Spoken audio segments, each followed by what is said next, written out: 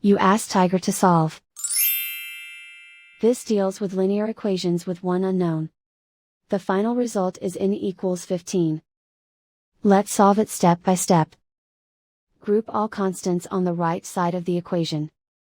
Subtract 15 from both sides. Group like terms.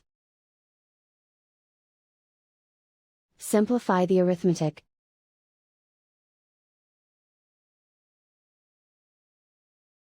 Convert the n into a positive number.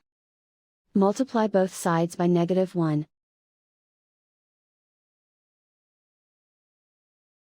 Remove the ones.